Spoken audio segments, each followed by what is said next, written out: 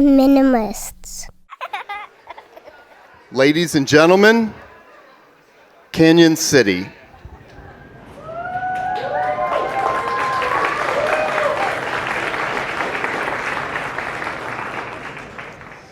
Welcome, everybody. So first of all, you are the Minimalist Show. Don't worry. But these guys are so, they're just being so kind and letting me tag along on this tour and play a couple songs to start things off. So you're in for a wonderful night, some really meaningful conversations. I'm real excited personally, so hope you all enjoy it as much as I know I will, but I'm going to go ahead and dive into it. This is a song of mine called Train.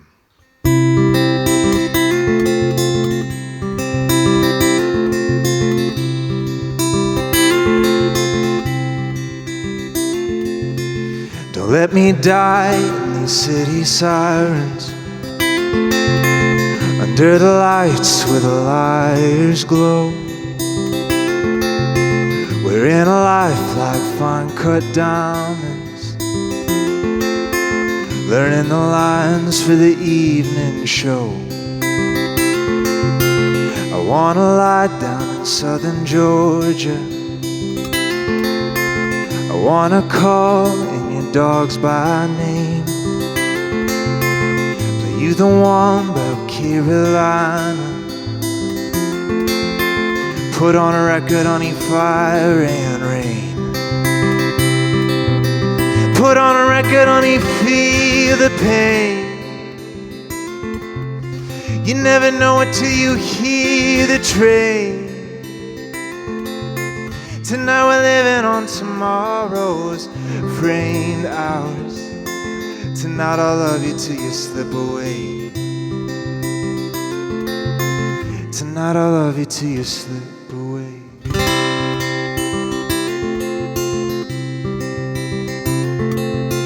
Give me some work, I'm your heartbreak driver. Give me some hurt, I'll come pick you up. I wanna learn how to lift you higher. I get so low, honey, use me as a rock. I get so low, honey, feel the drop. You never know how deep till it stops. Tonight we're living on tomorrow's broke clocks. Tonight I'll love you till you leave me lost. Tonight I'll love you till you leave. Yeah.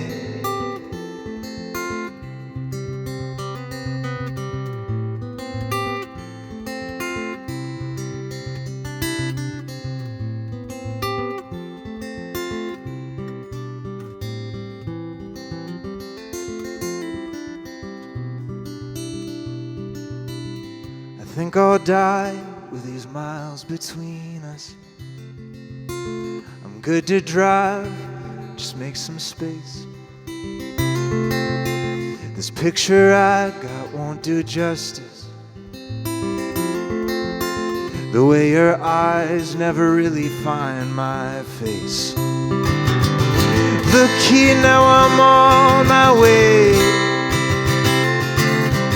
You know I'm coming when you hear that train. Tonight we're living on tomorrow's framed hours. Tonight I'll love you till those pictures hang. Tonight I'll love you till the colors change. Tonight I'll love you till you slip away.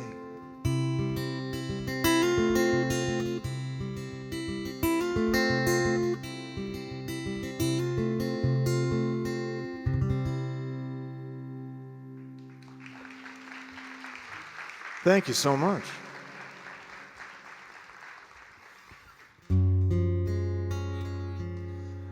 Well, as you already know, you're here to see the Minimalists. So am I. In the spirit of that, this is a song that you may recognize here.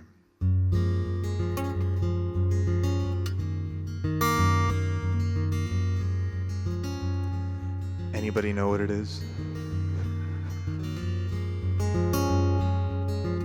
There's some good advice in here. I wish I wrote it. I didn't. It's a man named Peter Durant.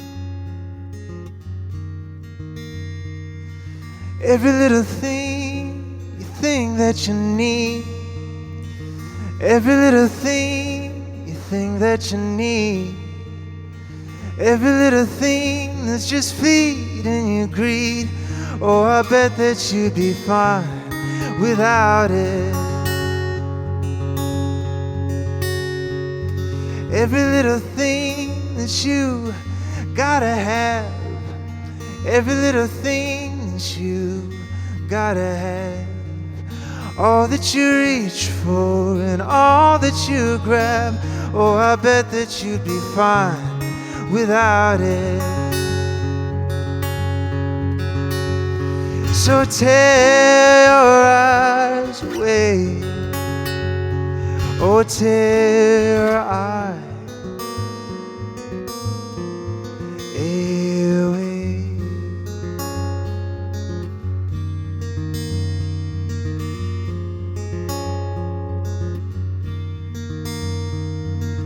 Every little thing sparkles and shines.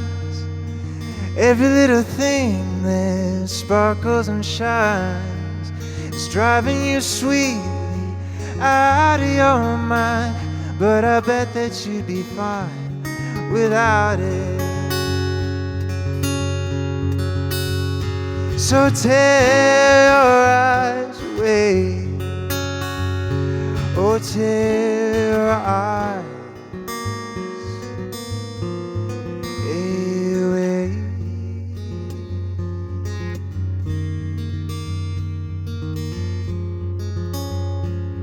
Ladies and gentlemen, the Minimalists.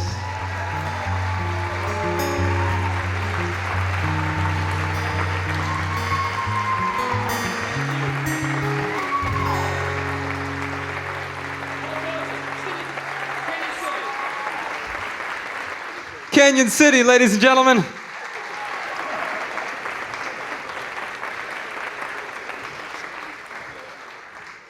Man, do we have a special night planned for tonight. Oh, it has been for almost 5 years since we've been back here in Kentucky, and it's so good to be back. So you know, it's like a blast from the past today. My brother's here tonight. My sister is here tonight. You know, and they come down from Ohio. So we grew up. You go right up 71, a little bit. We're right up the road. The same humidity, just across the Mason-Dixon line.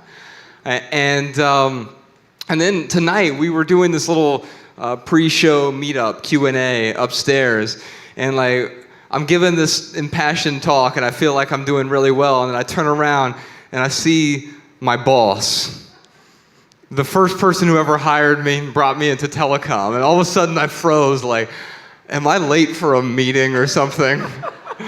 But it's so great to see, like, and we were actually talking, he brought some pictures of me when I was 18. It was before I realized I had hair, so I had a shaved head, and I was wearing a suit that was too large for me, and I had maybe 60 pounds more on my body then. And as I was going through these mixes of emotions in my head, what I realized, just seeing Jeff there, was like, man, I couldn't be doing this right now if it weren't for everything that went wrong and everything that went right leading up to this moment. Like when I first embraced the corporate world when I was 18, and then you came along a few years later, because misery loves company. I was so introverted, and I'm still really, really introverted, but I was forced to actually deal with people instead of just hiding behind a computer screen or whatever. And I think it made me a better person, getting myself into a discomfort zone. And then backstage, we were just talking about, like, there are 3 things that I hate: public speaking, crowds of people, and travel. And here we are. And I do this for a living. And what I realized is I don't actually hate those things, right? They make me extremely uncomfortable, but that place of discomfort is the place from which I grow. So I hope that you get something out of this tonight, because I know that it helps me grow, it helps me shape the person I'm going to be in the future. And I know we're really grateful you decided to be here tonight. So what do you say we record a podcast this evening?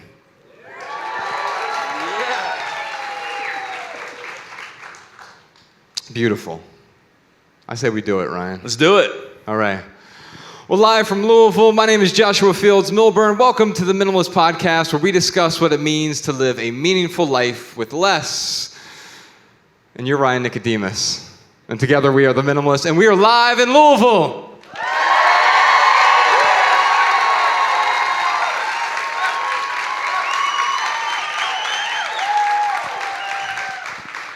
Man, Birmingham's going to be really jealous when they hear that. That was way more excitement.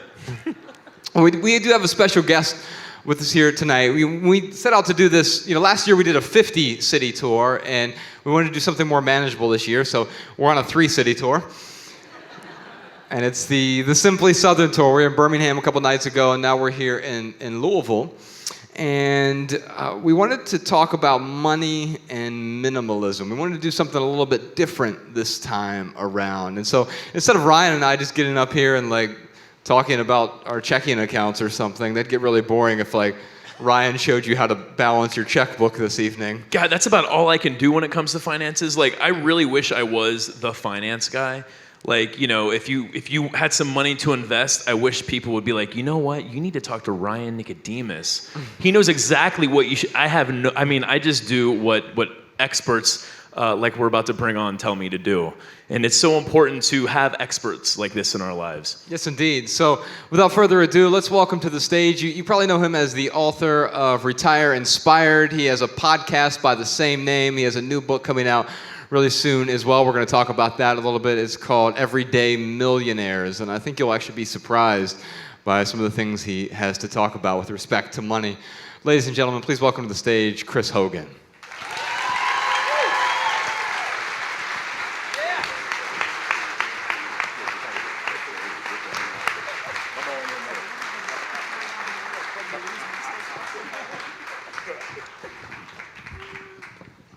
Now, is it true that you were the wizard in The Wizard of Oz? Never. Because his voice is his voice, I think we'll just shut up for most of the evening.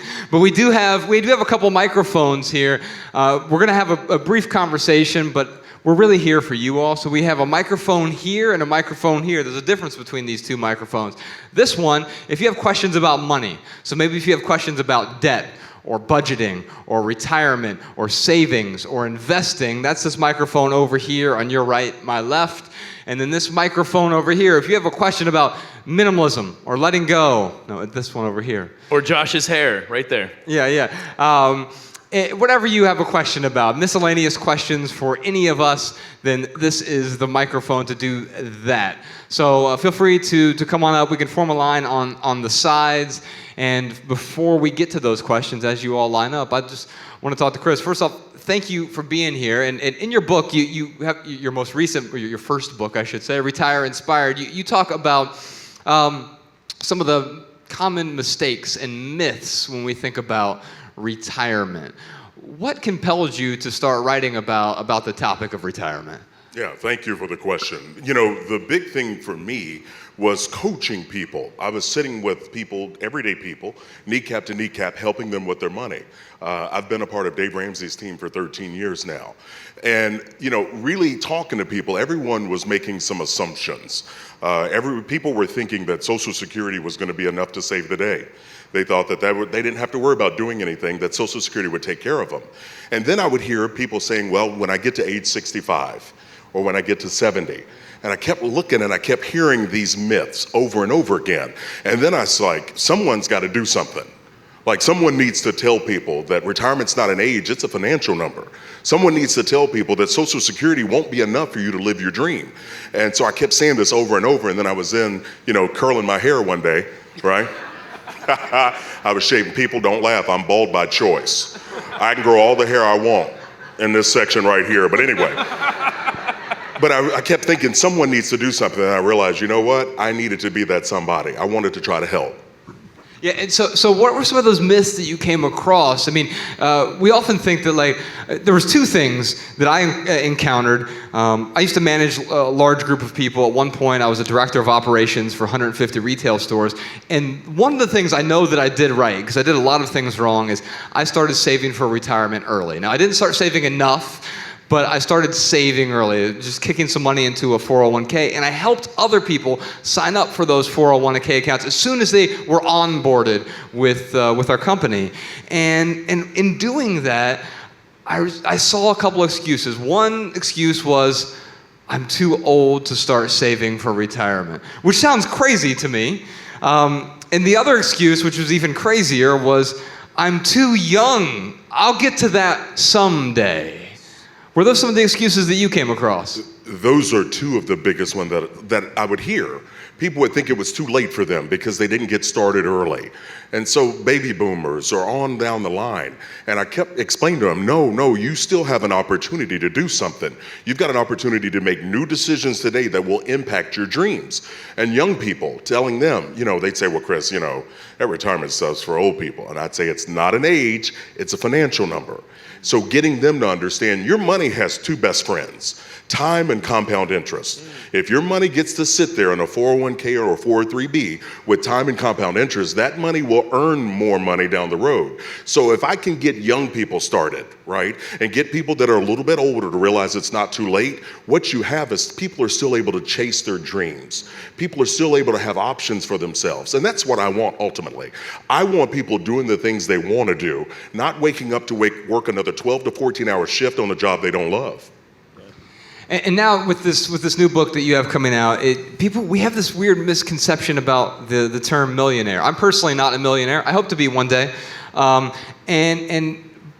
getting there doesn't mean you're making $1 million a year. What are some of these misconceptions? And you've done the largest study now of millionaires across the country, and you realize that, most millionaires are just normal people who made some really good decisions with their money year after year after year. No, you're right. And that's why we're titled the book Everyday Millionaires, because it's everyday people. It's not someone that's making $1 million a year. This is someone that has a net worth. So we're talking net worth millionaires. So when you look at your assets minus your liabilities, at the end you have a net worth of $1 million or more. And that can happen with you paying off your home.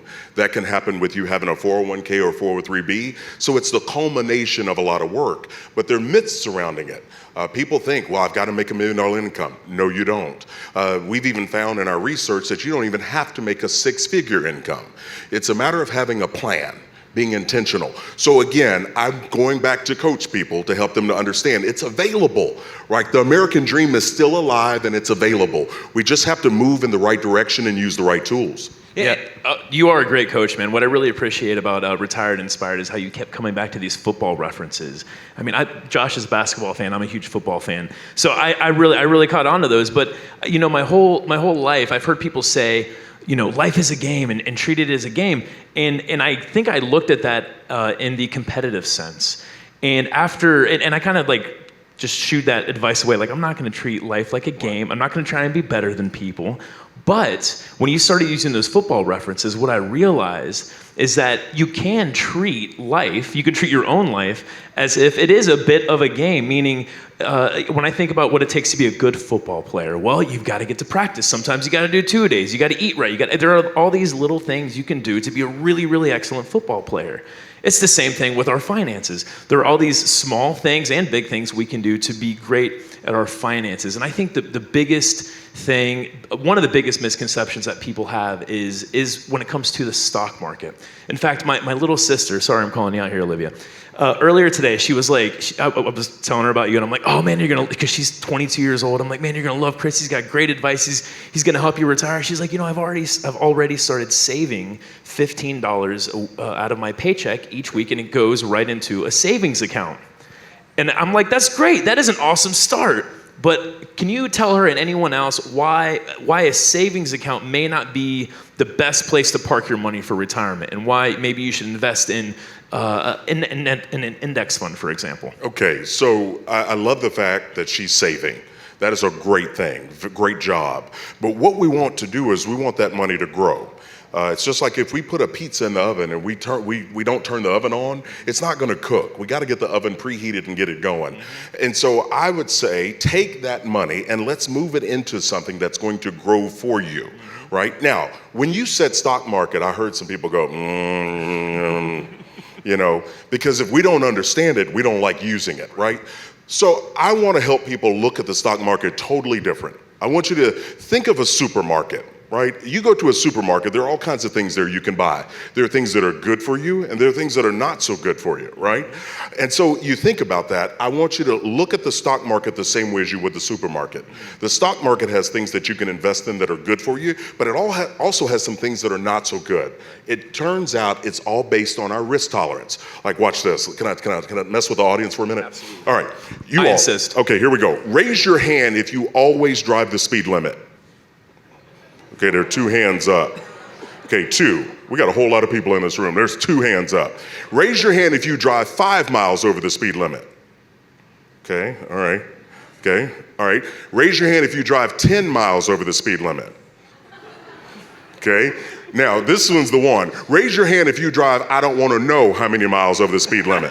Okay, all right. Come on in, police. We got them. I ask that because it's just like the way we drive. We also can invest the same way. It's based on how much risk we're willing to take. People that only drive 5 miles over the speed limit, no, there's a lower probability they'll get a ticket. 10 miles over, it depends on where you are, right? If you're on the interstate, you could be okay. If you're on a side street, you're gonna have a problem, right? Those that are driving, I don't wanna know how many miles over the speed limit, you just need an envelope ready, right? Just go on and get ready to pay that ticket. Yeah. People invest the same way, and because we're wired and designed differently, there are things out there for you to invest in based on the way that you're wired. And so I want people to understand, the stock market is a good thing. It can help us when you're investing the right way. Before we dive into some of these questions here, we hear this term all the time, and it drives me insane. Well, first off, sometimes we hear politicians refer to millionaires and billionaires as if that were the same thing. And it's like saying thousandaires and millionaires. It's the same discrepancy, right? And why is this term millionaire so stigmatized these days, as if like a person is evil because they've worked really hard all of their life to achieve this certain level of comfort or wealth or the ability to give to other people?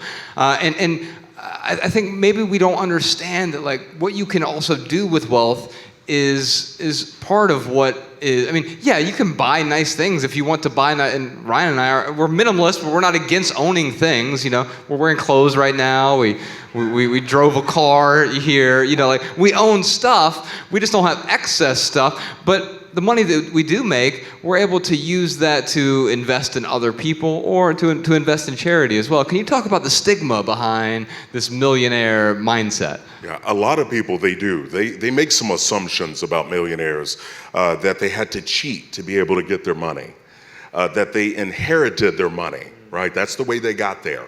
Or they had to go to an Ivy League school, or they had some luck in the way that they got there. And the reality is that everyday people are doing it the everyday way, where they're getting themselves out of debt. They're investing. They're allowing time and compound interest to grow their money.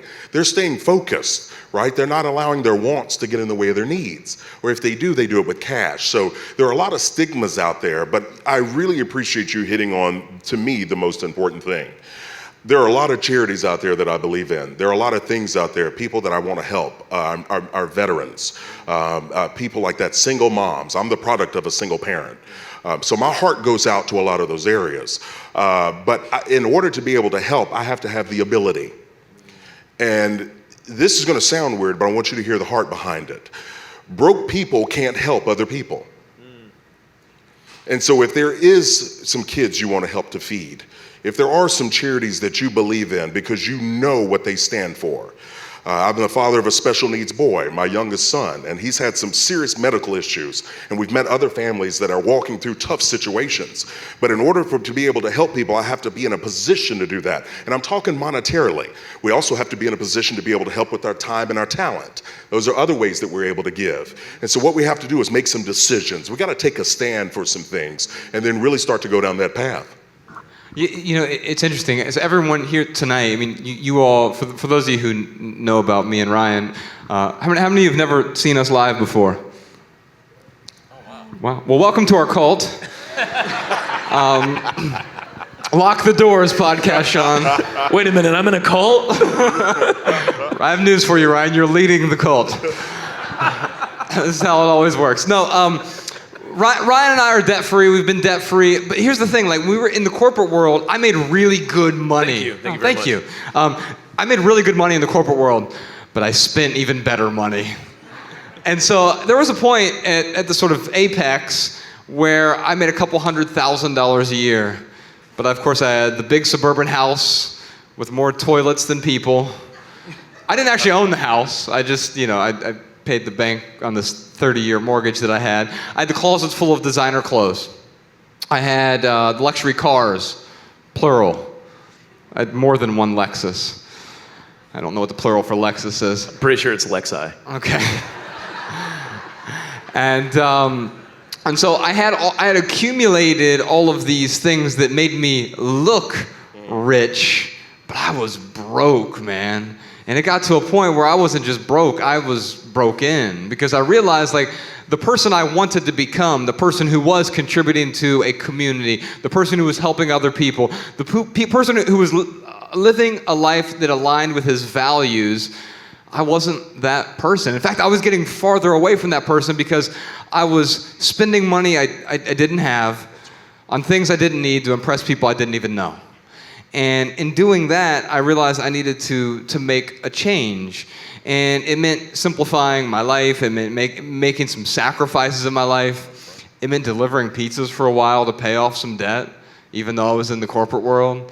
It meant doing some things that I was not comfortable with doing so that I could eventually live the life I wanted to lead. And now that, we go out on tour and you all paid money to get in here tonight, and if I wasn't debt-free, if I didn't have that foundation, then I couldn't say this next thing is 100% of the profits from this tour are going to build a grocery store in West Dayton. We're from, thank you.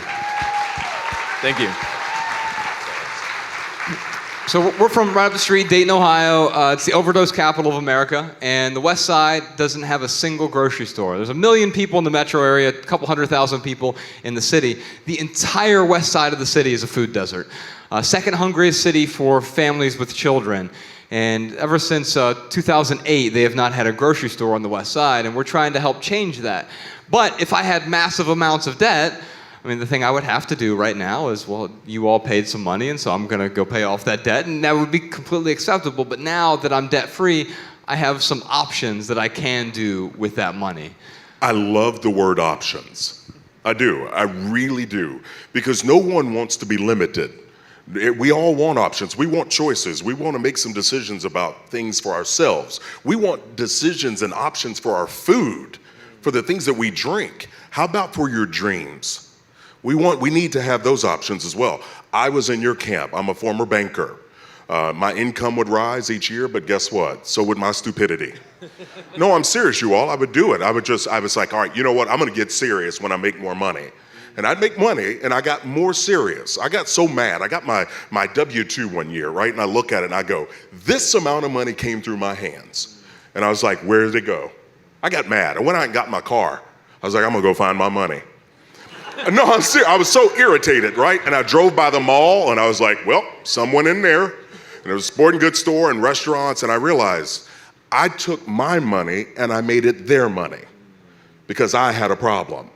I didn't have limits. I didn't understand my goals. I'm a hard worker, but at some point, you have to realize your hard work alone won't get you there. You need a plan that actually will work. And so it's so important for us to have that awareness, but then to make those adjustments. Debt is a thief. it steals. It steals from you now and it steals from you later, if you start to think about that. And so I want more people to have more of their dreams that they're living. I don't want you to go work for Visa or Discover or American Express or any of those other people, because here was my wake-up call. If something happened to one of my children, Visa, American Express, and all the rest of them, none of them would care enough about me to come help me. They take. That's a one-sided relationship. So that's not a good thing. So I had that wake-up call and a perspective change for myself. So much so, I sacrificed the motorcycle. I'm so glad you brought that up, man. So tell them about how sometimes there are things in our life that we really want, and we want this other thing also, but it doesn't always work out that way. No, it really doesn't. I think we set ourselves up for frustration and irritation when we try to accomplish too much. When you try to keep doing what you're doing and get better, it's one of those things where you look and you go, wait a minute, I'm driving myself crazy. I'm stealing my own joy. I need to understand, I've got to stop some things so I can start doing some things that are better for me as well as my family. And so I was showing pictures to my boys. I have 3 sons. I have a 14-year-old, a 12-year-old, and an 11-year-old. And they're why I have this gray hair in my beard. But I was showing them pictures, my 2 youngest, I showed them pictures of motorcycles. They didn't believe that I had one. They think daddy was just, they think I'm old, right? I can't be cool. I didn't have a motorcycle. So I was showing them, I go, no, guys, this is the one. And they said, well, what happened? I said, well, I made your mother a promise that when we had our first child, that's Tyson, that I'd sell the motorcycle. So Ty comes in 10 minutes later. He goes, what are you all doing? Now, my middle boy's wired like his daddy. So he's kind of direct, right? And so Brock says, we're looking at the motorcycle Dad used to have. And Ty said, well, why don't you have it anymore? And Brock said, you are the cause, right? And I was like, that's true, that is true. And then I had to let him know, no, I explained to him, I made a sacrifice. I sold it so I could attack those last 2 credit cards. I made a sacrifice. I made a choice. And it was one of those things where it was a grow-up moment for me to realize, I know hard work pays off, right? But I also have to be thinking forward. And I've got to understand, what am I willing to stop so I can start some things, but what am I willing to give up so I can gain some better things? Absolutely. And I think sometimes we have to untether from that past, and that means sometimes untethering temporarily from the good things. And it's a temporary deprivation. What you're not talking about is you need to deprive yourself for the rest of your life from any sort of pleasure. No, it means, hey, maybe I've been spending money that hasn't been mine all along, and I need to fix that if I want to actually get control of this thing called finances. Yeah, so when we have questions tonight, I mean, I don't see anyone lined up yet, so here's what happens. It's going to be the shortest podcast ever. You're all going to have wasted your money. No, someone has to break the seal. That's how this works tonight. I mean, not literally, hopefully, but come on up to the mic, and we've got some questions here, and I know Chris has some answers. Howdy. Hi, y'all. What's your name? My name is Muggsy. Muggsy, where are you from? I'm from Columbus, Ohio, and I love y'all. Oh, thank you. I Thanks really for coming do. down. We love And- you too. I love the word y'all. And honestly, I could have spoken on either microphone because my question is kind of combines minimalism and my retirement dream. And so here's the deal. So Chris, I had my dream date with my husband when I was in my 30s, and we kept that going in our 40s and in our 50s. But now I'm closer to 60, and I find myself, I'm divorced after 31 years, and so I'm all alone. So my dream date and my dream for retirement kind of changed a little bit. So here's my dilemma. So I'm a minimalist, and my kiddos are too. I have 2 adult children, one who's close to your guys' age, and my daughter who's here, who's in her late 20s. And they really, they know mom is like really happy and everything is good with minimalism. So here's my 2 options. So originally, we were going to retire in 2020. I could retire in in October of 2020, which is not that far away. And I'm a minimalist, and based on my budget, I could retire and be good. But Chris, I want to leave a legacy. And I want to build up my nest egg. And my kids are like, Mom, go. We don't need your money, blah, blah, blah. And so I just want your feedback on my two options. I could go out early, but my why, like when I wake up in the morning, is them. Yes. Wow. First of all, congratulations on you putting yourself in a position. I'm proud of you. Okay? The way you were just speaking with passion, if you live halfway as passionate as you were just talking, I already know what you've deposited in your children. Legacy is not just about money. It's the way we live. It's how we love people and see them. So I know you've made deposits there. I think what your kids are telling you is, Mama, you've raised us well enough. We don't need your money. We don't need a set dollar amount. They love you enough that they want to see you happy. And so I think what you have to do is really start to make some decisions and really step back and look at your legacy, that what they're already doing and how they're living. And I think you've got to do something that a lot of people struggle with, is you've got to start to put you first. You've sacrificed, you've done some stuff. Now let's get back to your dream. What makes you happy? And really look at your options and make some decisions. If 2020 is the time that you can do that, you start to think about what's next for you. What are you gonna do? We fear the unknown. So having a plan for that, because it's easy to keep working because that's what we know. But now you start to look and think, what do I want to do? Where are the places I want to travel? What are the mission trips I want to take? The family I want to go see? Thinking about those things now, it'll demystify that new shift for you, and you're able to move forward. How are we supposed to follow that? Well, I know, right? Before the podcast, Ryan's like, why do you keep bringing these smart people on? It's like, you realize it makes us look bad, right? No, I'm kidding. Let me tell you just a quick story. When I was 3 years old, living on Green Street in Dayton, Ohio, and a neighbor asked me, what do you want to do when you grow up, right? Essentially, what is your dream, right? And I was 3, and so I said, I want to be a ninja or an alligator.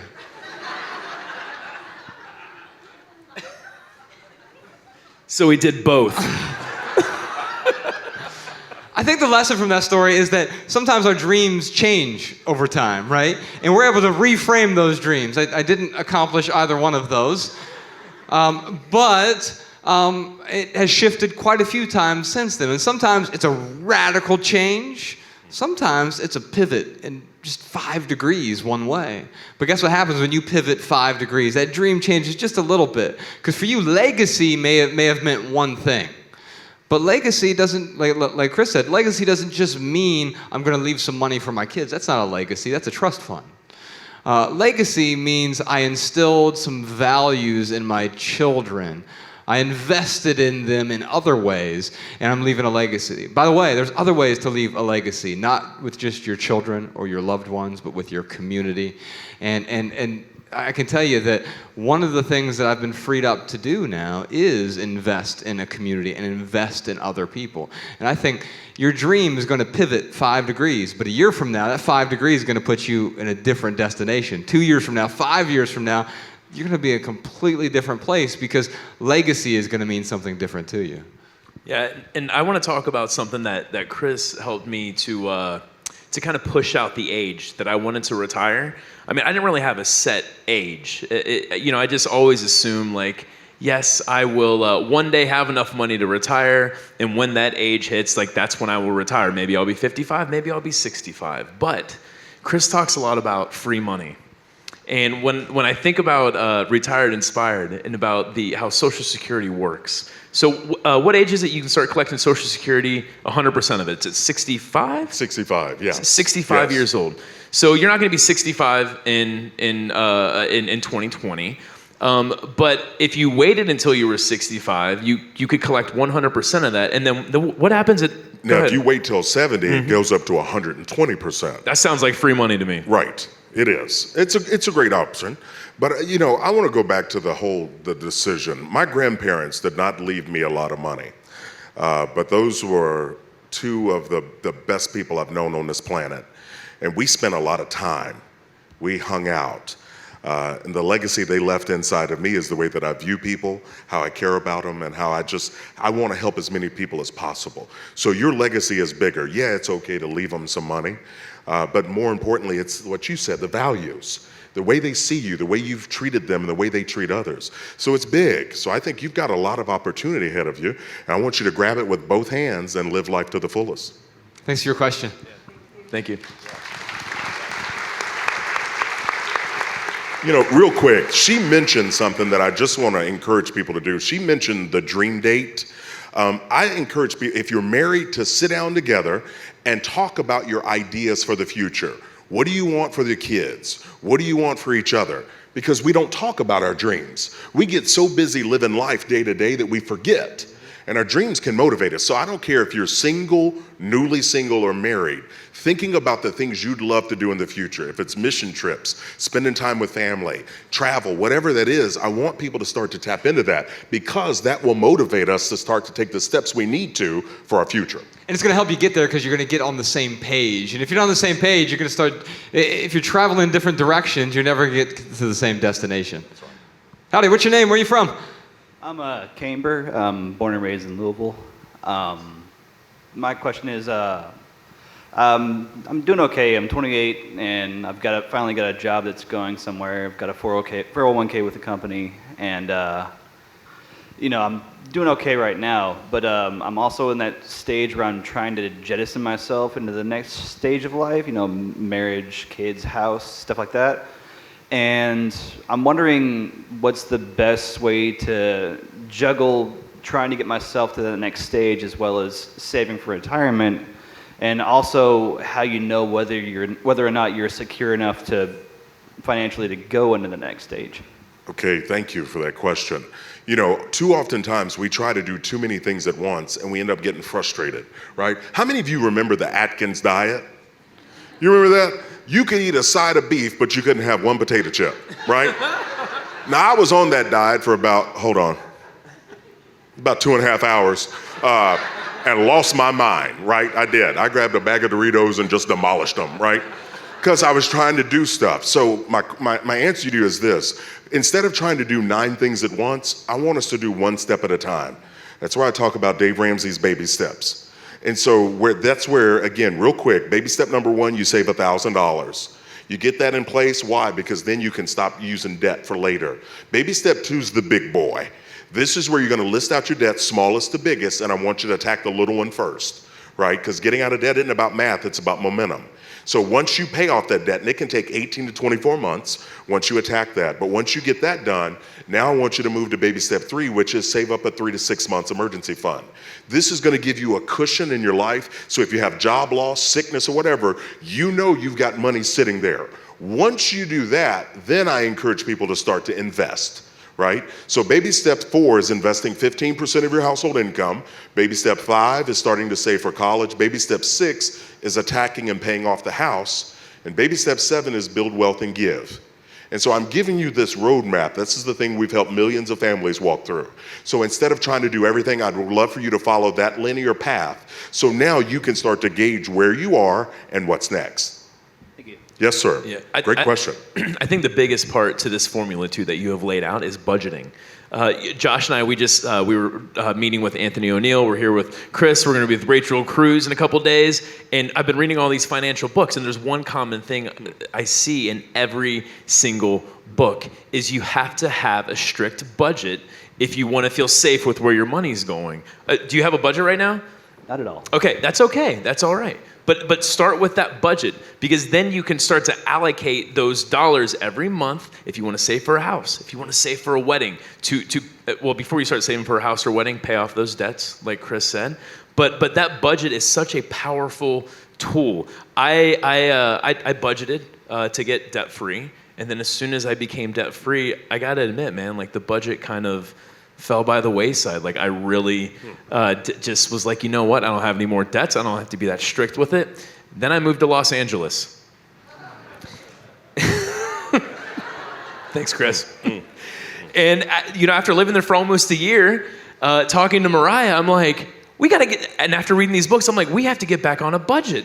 Like this is really important for us. And the reason why I'm saying that is because my experience with the budget just over the last couple months that we've been using it, it has dramatically changed my spending habits to the point where if I'm, on my way walking to work and I want to, stop at the corner store and grab a sparkling water or something, it's just my old attitude was, it's just $3. I'm just going to go in there. I'm going to put $3 down, grab my water and get out of there. Well, now I've got to go in there. I've got to take that $3 that I've already allocated to something. I got to spend it. Then I got to go into my Every Dollar app and I got to enter in that $3 that I spent. And by the time I go through that process in my head, I'm like, I'll just get some water when I get to work. I'll just drink some tap water. Like, this is way too big of a pain in the butt. Yeah. Well, let me ask you this. What do you want? Security more than anything else. Yeah, I think all of us want security. I think it's a human need. Why do you want it? There's too many unknowns out there, and I'd rather control what I can. Yeah. The problem with that, though, is in addition to wanting security, you also want variety and uniqueness, right? You want an experience that is different from everyone else's, while also having the security that everyone else has, right? Exactly. Yeah. We want to drive 100 miles over the speed limit without our seatbelt on, but be okay. And the truth is, you can drive fast, but you better have a plan. You better have that seatbelt in order to survive. The reason I'm asking you, what do you want? I think you want to get really clear on what you want, but I think you want to get even clearer on why you want it. And I'll just give you an example from my own life. I grew up really poor, so we just didn't have any money, right? And growing up in that environment, I thought the answer to the reason we were unhappy is because we didn't have money. And so when I turned 18, I went out and I got that entry-level corporate job. Thanks, Jeff. And I spent the next decade, 12 years, climbing the corporate ladder. Because I thought that's what I wanted, and it is what I wanted, but I didn't know why I wanted that. I thought I wanted a six-figure salary. Nothing wrong with making six figures, but I didn't say why I wanted it. Was it so I could look like everyone else? Was it so I could be secure, or was it just ostensibly secure? And so get really clear on what you want and even clearer on why you want it, and that will give you the leverage to make whatever changes you need to make in your life. And get on the same page with your spouse. Running two separate contests. When you get in the boat together and you start rowing in the same direction, you go much faster. So really get in tune with what it is she wants and why, and then be able to talk about yours. That way, I'll tell you this, we need to learn to speak French. Right? And I know some of you are thinking, Chris, I took Spanish. What are you talking about? No, I mean, we need to speak we if you're married. Like too many of us say me or I want, or I deserve, I. That's the wrong spirit. If you're a family, you're a team, so it needs to be we. I know we have individual wants, but what do we need for the family? What do we need to do to be able to move forward? And it's a uniting force that helps you move forward. Thank you very much. Thanks for your question. Thank you. All right, Ryan, do you know what time it is? It is time for the Minimalists Lightning Round, where we answer questions from social media. So we're going to get out our cell phones right now? Oh, yeah, I'm just going to start tweeting. No, actually, we usually answer questions from social media, and if you want to follow us there, if you're following along at home, we're at The Minimalists on social media, on Twitter and Facebook and Instagram, and wherever Jessica is, she's somewhere around here. She's live tweeting the event. Ladies and gentlemen, Jessica Lynn Williams, wherever you are. Oh, she's way up there. Princess Jessica. She's the reason our social media looks so beautiful. And so during the lightning round, Chris, this is where Ryan and I usually work hard over the course of a week to craft a perfect tweetable answer. but we don't have a week. And so what we'll do is we'll just ramble on a bit, and eventually we'll have something that someone can tweet. Hopefully Jess will tweet it by the end. So we'll do some money questions, and then eventually we'll get over to this side. Howdy, what's your name? Where are you from? Hi, I'm Corinne. I'm from California. Hey, Corinne. Corinne, did you come all the way out here just to see us in Louisville? Yeah, overnight flight. That's right crazy. here. No, I've been living here. My question. Was that enthusiasm? Thanks for the Was that clarification. enthusiasm? I don't know. Sorry, my question is weirdly financial specific, but maybe it'll help other people. I was wondering how you felt about a 401k versus a Roth IRA. Because in my opinion, it seems like the Roth is more flexible. So if an emergency were to happen or something comes up in your life where you suddenly need money, that you could take it out of the Roth. But I kind of see that as a negative thing as well, because it's kind of dangerous playing with your retirement. Those are both bad for emergencies. The answer is neither of those are good for emergencies. Seriously. I mean, Which is why you have the emergency fund. exactly. Right. But going back to your question, the difference between the two, whenever you all hear Roth, I want you to start to get a tingly. All right? Because Roth means you use after-tax dollars. So all the money that happens, all the growth that happens tax-free. The government can't touch it again. All right? So a Roth 401k, Roth IRA, that's all post-tax dollars. You've already paid taxes on the money, so now you're going to have tax-free growth. That's the beauty of that. A 401k is pre-tax, meaning it's taken out before you ever get your paycheck. So we have to pay taxes on our 401k later when we start to take the money out at age 59 and a half. So here's another thing.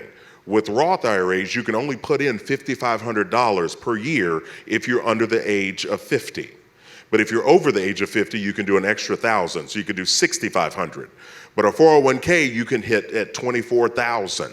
So I like to say this, I love Roth, I love to utilize Roth, but 401k also has a great place because it allows you to put more money away. So I encourage people to utilize both. Start with your 401k, again, investing 15% of your household income, and then utilize Roth IRA also. But you may have an opportunity on your job to do what's called a Roth 401k, which again is a great opportunity. So both of those are good for investing. I would encourage 401k first, then Roth IRA, but don't pull money out for anything. Have an emergency fund for that. Okay. Yeah, I think that's the pithy answer from all of us here is don't use your retirement to fund your emergency. Yeah, I was admitting all my financial mistakes to Chris. You were confessing, is what it was. That was confession. I was confessing, Yeah. because what I did in an emergency situation, so I got my first tuition, payback. I got that first bill in the mail, and I was very, very broke at the time. And I was looking at this bill, this $20-something thousand, almost $30,000 bill, and I'm like, how in the heck am I ever going to pay this off? Even making the payments was a bit stressful. The payments were like $200 or $300 a month. That was stressful. So what I did is I looked into my 401k and I'm like, I got $45,000 in here. I could just use this to pay off my student loans. Well, I did, but how much money do you think I gave up with a $35,000 401k? It was $15,000 off the top. And yeah, go for it. Do you want to know what it would be worth today? I do, because I want people to learn from my mistake, Chris. I don't think you want to know. Tell me. I mean, you look at that, you have almost a 50% reduction, right off the top. Yeah. Then you get hit with the taxes on the money that you got. And looking at that, how much did you tell me it was? 35? It was 35,000. 35,000 was in there. And how many years ago was this? This was back in 2012. 2012. We're in 2018 now, so 6 years.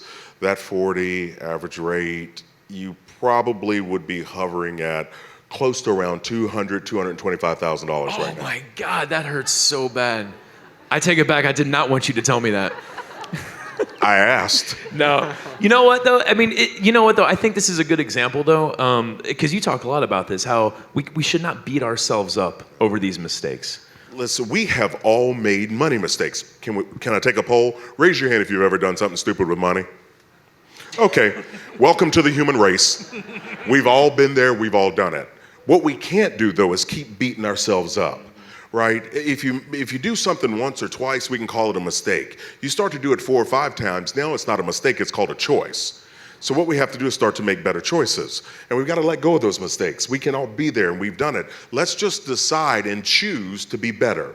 Let's choose to move forward. Let go of the past. And that's how you grow forward. Yeah, man. It reminds me of another football analogy you gave in your book. It's, good players, they don't complain, they make good plays.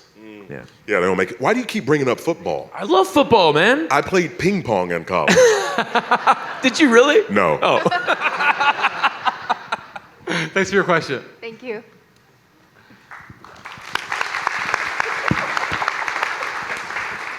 Hello. We got 3 more questions in this line, then we'll get over to this one, I promise. So we're going to cut this one off here. We'll try to get through these relatively quickly. We'll make it the lightning round a bit. Oh, yeah, I forgot we were in the lightning round. That's right. My bad. What's your name? Where are you from? I'm Ariel, and I'm from New Albany. Oh, It's across the right river. across the river. Quill's Coffee. Where Quills is from, I was going to Yes. say. So my question has to do with my job. So February last year, I had a nervous breakdown, and actually how I got through it that day was watching your all's documentary on repeat. I watched it probably 6 times that first day, and that was the only thing that calmed me down. Wow. This is the best compliment. Like, seriously, thank you so much. I'm so glad that we could do something for you in such a hard time. This is why Josh and I do it. I mean, I'm so glad that you all are here, but that's why we do it. And the whole reason that happened was something fell out of my fridge, and I couldn't get the Fire Stick to work. My house was so messy. I've been a single mom for 6 years, and my job was really bad, and I couldn't take anything anymore. So there's just crap everywhere, all over the house, and then I just kind of lost my crap there. Wow. But anyway, so I took 2 weeks off of work to kind of work things out. I started giving stuff away and started downsizing, and then I went back to work and I lost my job. So then I had a marketing job. I was making a lot more money than I realized I was making because of how much I was spending. And then when I found out I had no income, I started just doing favors for people, mowing yards and power washing, doing all kinds of crazy stuff to make money. Bravo. Because I didn't want to go back to serving because my family makes me feel like it's less than, because I have a college degree, I had a grown-up job. Finally, I was a good example for my daughter, and then going back to serving is just not good enough. So then I spent this last year doing serving, and then I got another marketing job. And I'm just every day I go to work, I'm just really unhappy. And the place I work for is wonderful, but I just sit there and I'm I don't want to do this. I don't want to write Facebook posts for this stupid building inspector. And I like being with people, and I like doing that stuff. And I my husband and I, we just got married last month, and we bought Congratulations. Oh, thanks. But we bought a house in October, and so we have our kids, we have our house, we have all that stuff, and he plays in a band, and we do all these different things, these different side jobs where we make money that we really enjoy doing, but this job I have just makes me miserable. And so we've talked about, since we started dating, hey, let's make t-shirts, let's DJ weddings, let's do all this stuff full time, but my parents make me feel like garbage because I have a college degree and I'm not a stupid person. How much debt do you have? None. No. Why are you still there? Yeah. Well, and that was the thing. I had all this savings built up, and then when I lost my job, I had to use my savings to pay my bills, but I still don't have any debt. Here's my house. pithy answer. How miserable are you willing to be to impress the people around you? Talk to my grandma. My pithy answer would be other people's expectations, well, they're just that. It's their expectations. Yeah. Do not let other people's expectations ruin your life. If your family loves you, if they truly love you, then they want you to be happy. And if they want you to be happy, they will support you. And the people in your life who don't support you and who don't want you to be happy, and they want you to live up to their expectations and can care less about your own, you have to love those people from a distance. Mm-hmm. Yeah, I want you. I mean, that's great. That's absolutely. I would tell you this, opinions are like yesterday's, everyone has them. You get to make choices for yourself. And so I want you to put up a guard around your heart, and you and your husband start to talk about what's moving forward for you all. And I want you to let people know information about what's going on, but don't accept their advice, meaning they don't get a vote. If you don't have a foot in that household where you and your husband are, they don't have a vote anymore. You can love them, like you said, at a distance, but don't let them in your heart anymore. Put a guard around your inner circle and be careful, and you go live your life and let them live theirs. Absolutely. And you know, yeah. I was just going to say, I don't want you to think that we're coming across as cold. We're not telling you to be cold towards your family. Have the conversation with them. Hey, Mom, hey, Grandma, you love me, don't you? Well, of course I love you. Yeah, I love you too, Grams. Hey, don't you want me to be happy? I know that I want you to be happy. Of course I want you to be happy. Man, Grams, you know what? I really need some support in order to be happy. I need your support. And here's how I need it. Would you be willing to give me support? I mean, have that conversation first. But ultimately, yes, if you have that conversation, you've gone out of your way to pour your heart out and ask for support, and people aren't willing to support you, you do have to put up a little bit of a guard so you, and not just you, but your family can live a really, really happy, meaningful life. Cool. Thank you. Thank you. Thank you so Yes, much. ma'am. Howdy, what's your name? Where you from? Sammy, I just moved to Louisville actually like 3 weeks ago. Chris, a couple of questions. You got that thick Kentucky accent. I've been working on it. You can move that mic up a little bit. Do you consider a house liability or an asset? And for a guy who moves for his job every 2 or 3 years, is it really worth it or a smart idea for me to consider buying or just continue renting? Every time I come close to the idea, some people change my mind, no, go ahead and like just continue renting, and I've been doing this for quite some time. Okay, great. This is a lightning round. So, a house, do I consider it an asset or a liability? If you look at it, homes appreciate, and if you're paying it and attacking the debt, I look at a home as an asset. Okay? If you're taking on a debt and 30-year mortgage and you're only making the minimum payment and it's just hanging around, then it's a potential liability. With you moving your job every 2 to 3 years, you buying a home is going to be a challenge. So I would say renting does not throw away money. It allows you to save up so you can buy a home the right way someday. So you would have to really be careful. Renting to me sounds like the best way to go. Otherwise, you could move a couple of times and have 2 houses on the market that haven't sold. Yeah, to me, because you are so unsure right now, I would say continue to rent, because right now you're paying for the freedom to be able to walk away, and that is huge. So, but here's my pithy answer is, you absolutely should buy a house if you can afford it. And what that means, 20% down on a 10-year, maybe 15-year loan. If you can't do that, then you can't afford to buy a house. And also, I think to echo what Chris said, the cost associated with moving every few years and the closing cost probably isn't going to be worth it if you're moving every 2 or 3 years. I know people will tell you that you're throwing your money away, but it sounds to me that they don't really understand the buying process then, because I believe it's 2 countries where the standard, there's 193 countries in the world, the standard is this 30-year mortgage, right? Now, of course, dozens of other countries have piled on because they want their chunk of the so-called American dream, which is 30 years of debt. And so there are a lot of other countries now that are offering these 30-year mortgages, but I think that's not a route you obviously want to take. And here's another thing. When you get tired of all that moving and you want to get stable, it might be time to look at another career, right? Start to see those options that allow you to be still a little bit longer. And you're right, renting is not throwing away money. It helps you save up time. Guys, do you know there are 40-year mortgages out there now? What a bargain. Oh my God, that makes me 40 sick. and 50 years. Start out on the West Coast, and it's starting to move this direction. No. Yeah, in the next 4 to 5 years, we'll start to see them a lot more. Wow. I mean, it makes me think, and you're seeing this with cars now, too. Some of the car loans where it's 85 months. And you're like, well, wait a minute. And then, of course, you're buying a car every few years when you're doing those types of things, as opposed to owning a car. I mean, with a car, I would never want to go into debt to own the thing that takes me to work so I can pay for the thing that takes me to work. It's a depreciating asset. Yes. That's right. Don't do it. Pay Thanks so cash. much for your question. Thank you, my friend. Appreciate you. All right, one more lightning round question, and then we have 3 more questions over here we'll do for our postscript segment. Howdy, what's your name? Where are you from? Hi, my name is Carrie, and I'm from San Bernardino, California, and I flew in to see you. Oh my goodness. Thank you. That is awesome. Thank you so much. My question to you, Chris, is can you overdo baby steps 4 and 6? We are putting in 20%, my husband and I, into our retirement funds each, plus we're doubling or tripling our mortgage every month. Is there a downside? Wow.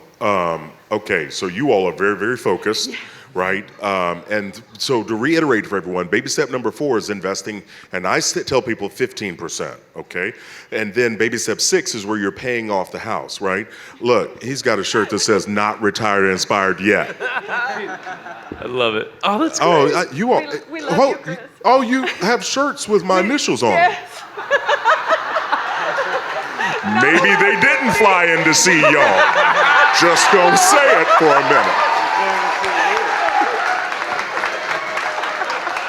Just gonna say it. I'm just gonna put that out there. Why do you think Josh and I are here, man? It's to see you, brother. Hey, no, but seriously, yeah, can you overdo it? Making double and triple mortgage payments? You can. And I think you all are at a point where you just need to talk and look and say, hey, do we need to take some breathing room? Right? You all are moving in the right direction.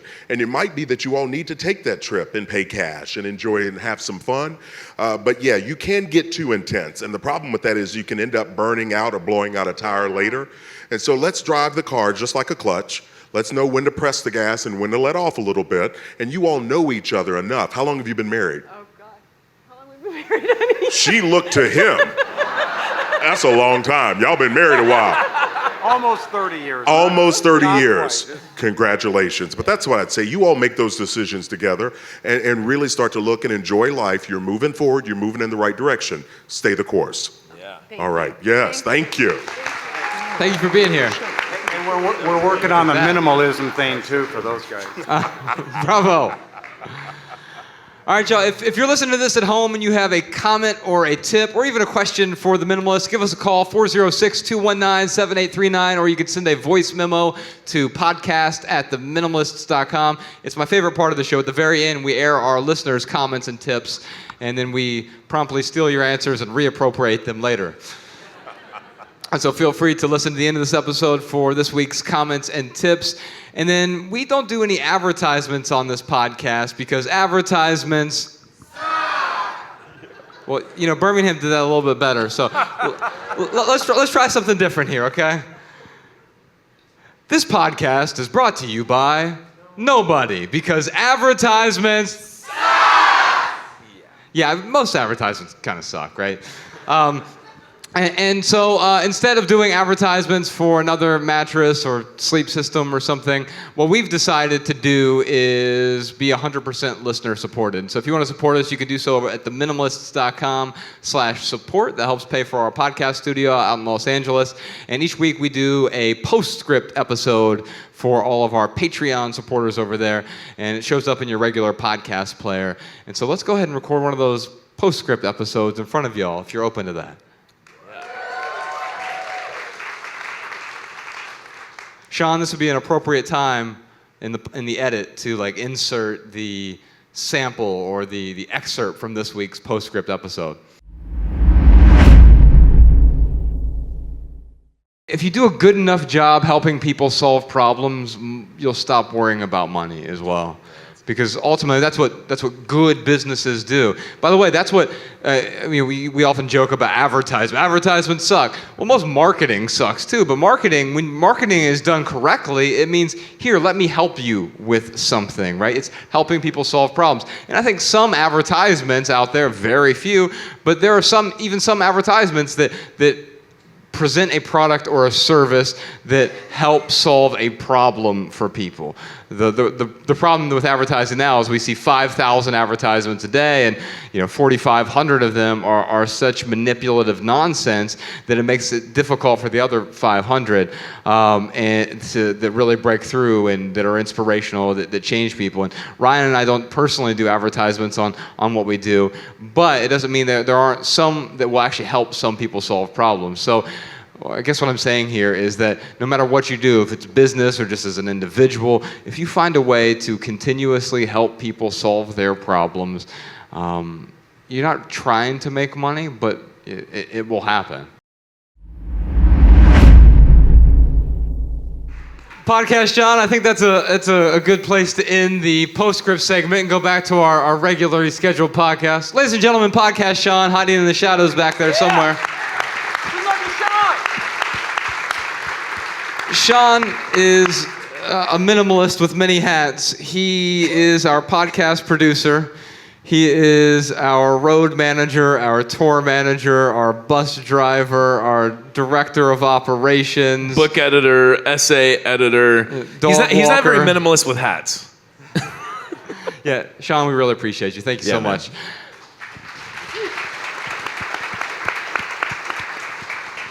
And we'll move on to a segment. I'm going to skip order. I'm going to reverse orders here. We have a segment called Right Here, Right Now, where we talk about what's going on in the lives of the minimalists. I already talked about this grocery store we're trying to build on the west side of Dayton. If you're listening to this at home, you can help out with that as well. I just turned 37, and I donated my 37th birthday.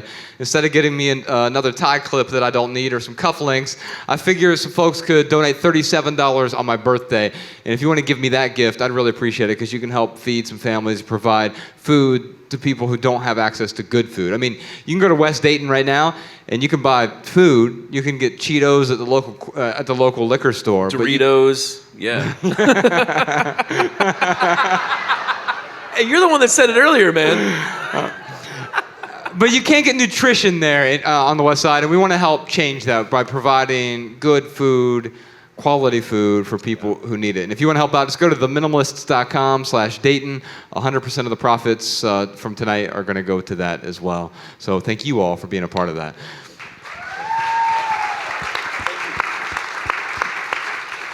Also, speaking of what's going on in the lives of the minimalists, we are putting out our second documentary with Matt Diavella that should be out later this year, but we're also focusing on a lot more short-form, meaningful video creations. And so we have a new team member, and he's here with us tonight.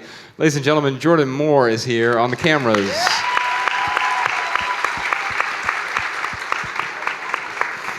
We decided we needed a filmmaker to help us create more meaningful things. So video essays, obviously, if you're watching this on YouTube right now, we have a video version of the podcast we just started, so you can find that at theminimalists.com/YouTube, and you can find a bunch of other stuff we're going to do, a bunch of different shows, short form stuff, including we just had Chris on Living Room Conversations. We do this little weekly thing now called Living Room Conversations that you can check out there on YouTube. All right, let's move on to the added value segment of the show. So we talk about some things that have added value to our lives recently. Ryan, what has added value to your life recently? We talked about Quills earlier. If you haven't been there, go to Quills. It's awesome coffee. I got two more things. Every Dollar app. For who? All right, actually, I won't make you raise your hand. But there's other people besides that gentleman who does not have a budget right now. And I would highly encourage you, if you got money problems, the first thing you start with is a budget. I mean, when my mentoring students come to me and they're like, oh man, I'm in this heap of debt and I don't know where my money's going and I need you to help me kind of, fix this situation I'm in, we might be 10 minutes into the call. And I'll say, hey, look, you need to come up with a budget. This is step number one to getting out of money problems. After you have your budget, then let's talk more about your money problems. So there's an awesome app called Every Dollar that I use. It's a great app that lets you keep track of every single dollar that you have. You set your budget at the beginning of the month, and then every single purchase you go in that app and you put your expenses in there, and it is powerful when you do that. The other thing I'm going to recommend, because Chris is here with us, is Retired Inspired. It's a wonderful book on how to retire.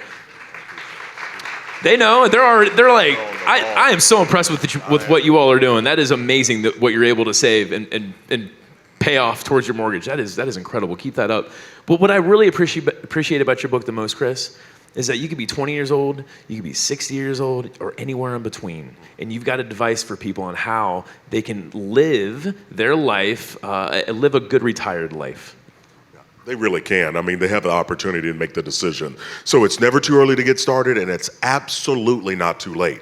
I don't care what you hear out there or in the news. It's not too late. Trust me, I'm seeing people get started and turn things around.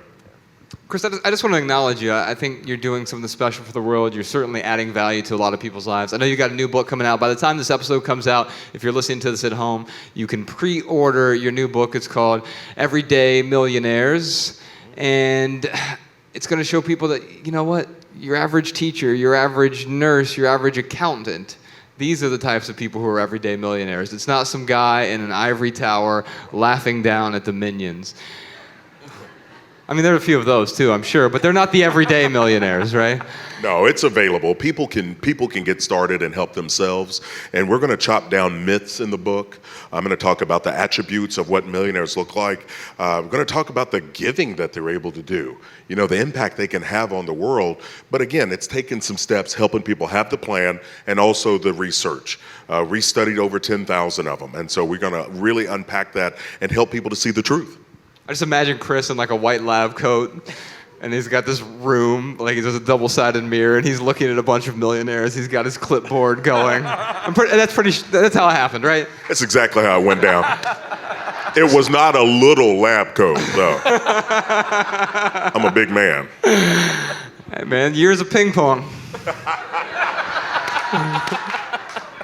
So everything that we talked about today, podcast Sean will put in the show notes, including links to Chris's book, also his podcast, which is also called Retired Inspired. And one other thing that's been adding value to our life recently, so we're doing this little 3-city tour, and we had this gentleman named Paul, you might know him as Canyon City, open up the show earlier. What would y'all think of that? Yeah. Well, I tell you what, I discovered his albums. He has a couple albums out. I discovered one of them last year, his newest one called Constellation. And it came out. I'd like to invite him back up on stage right now. When the album came out, I found it. And like, Ryan, you and I were just talking about this backstage, how it's amazing. Like, I just admire him. I think he's one of the best songwriters out there.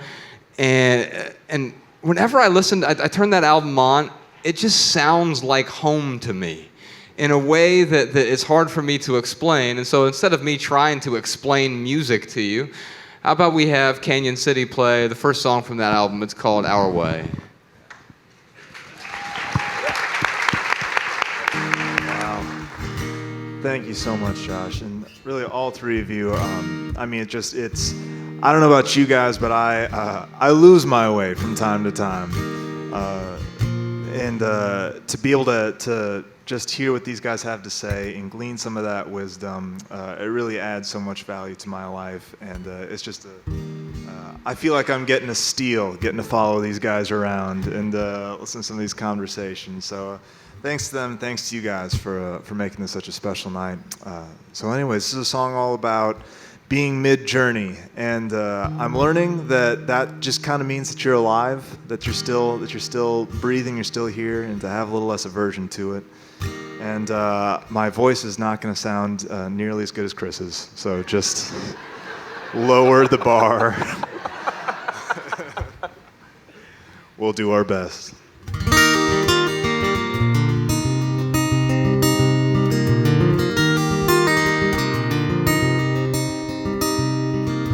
Clear out, babe, when the rain clouds show.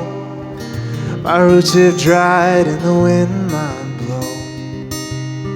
When the flood comes rising, nothing to hold on to. Oh, clear out, babe, when the thunder rolls.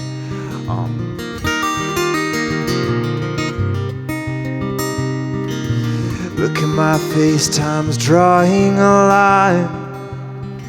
I crossed, I lost where the road divides. But I think I'm gone where I'm going tonight. Oh, I still don't know, but I hope you'll find me there. Yeah.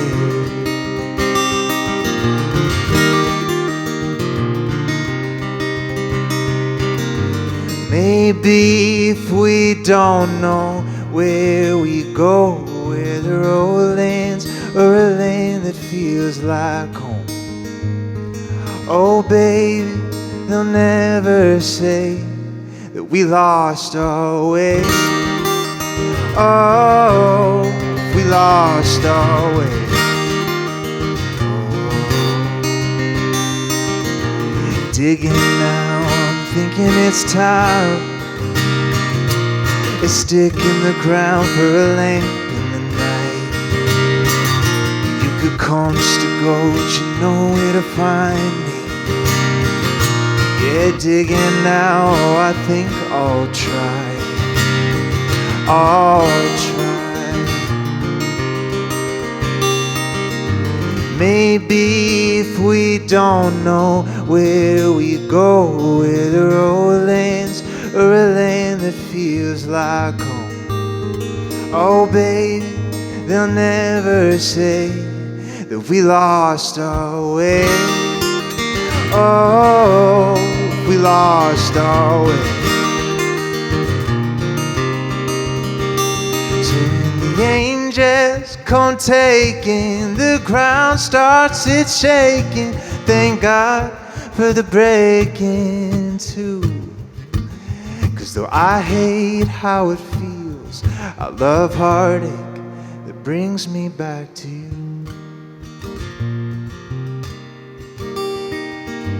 Maybe if we don't know where we go, where these leaves land, or a land that feels like home. Oh baby, they'll never say that we lost our way.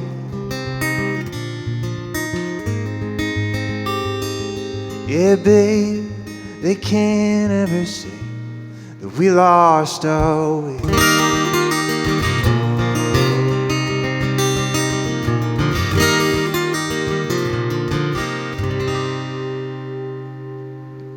God, that gives me chills, man. Wow. That's fantastic. Wow.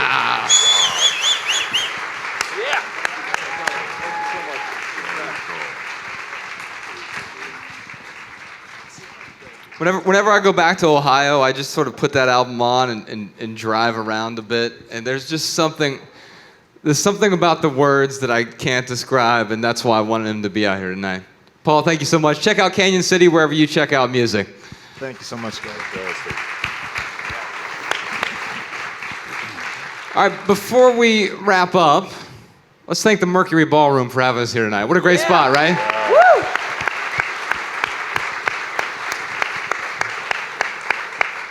Who knew we could cram this many Kentuckians in one place?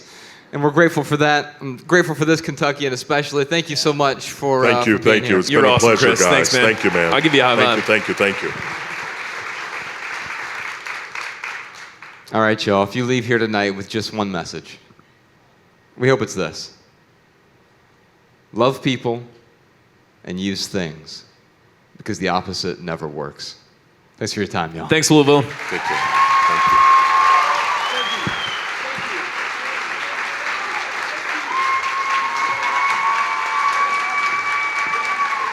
Hello, this is Anna, originally from Spain, but calling from Amsterdam, the Netherlands.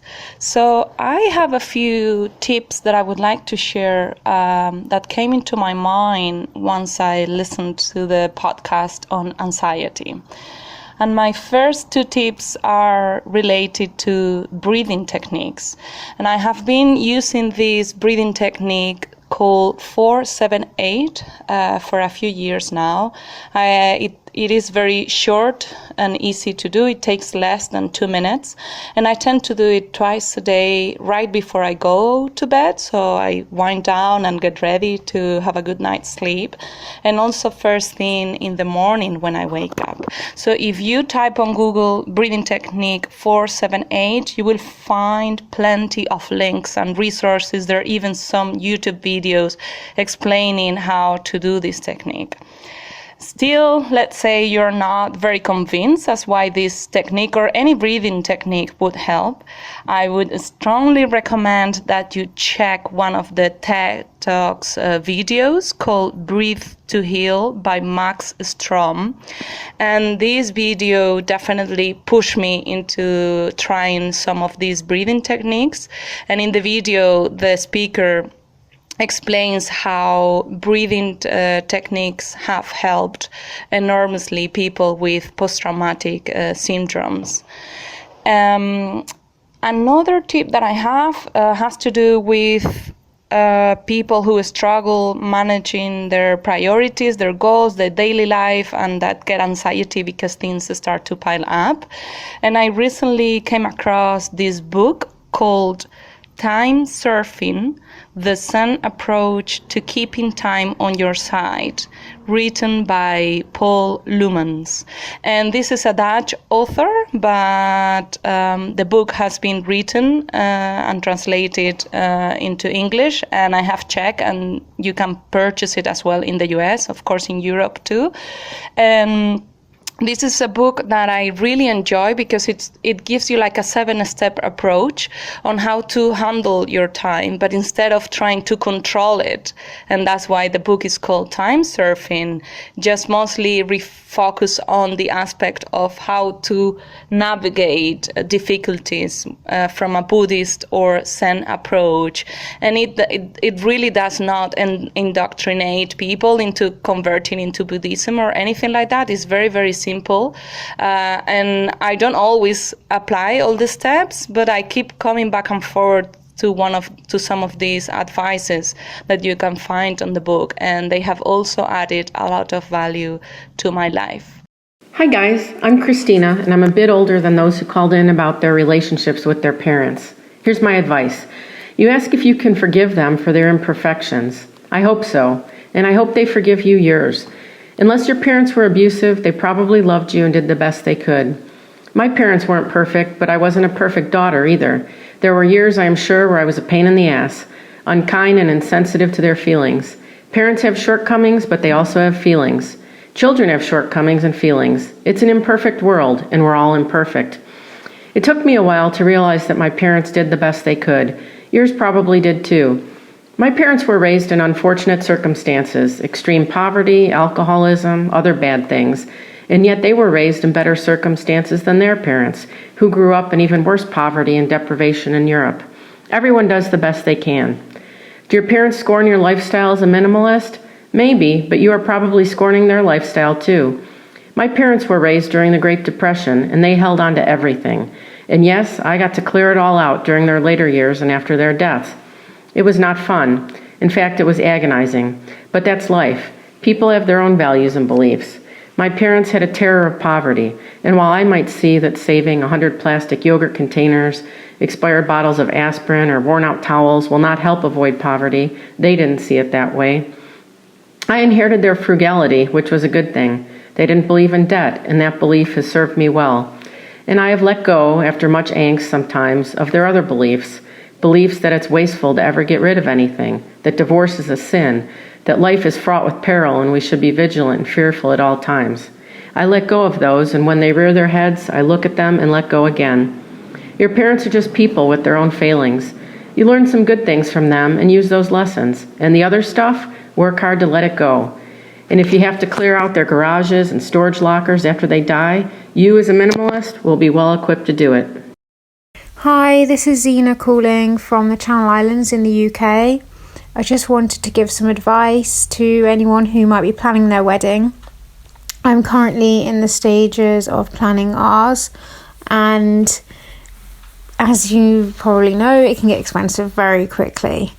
So we're looking at different ways that we can reduce the costs. And we were discussing our wedding rings, and basically I have some old jewellery that I no longer wear, and I was looking at how I could let these go. So an idea that we had was to trade in this old jewellery I no longer wear to reduce the cost of the wedding rings, and we managed to reduce it by about £20 by trading in this old jewellery, which I know it doesn't sound like a lot in the grand scheme of things, but every little helps, and it was a really nice way of letting go of some old jewellery and putting the money towards something meaningful towards our future. The Minimalists.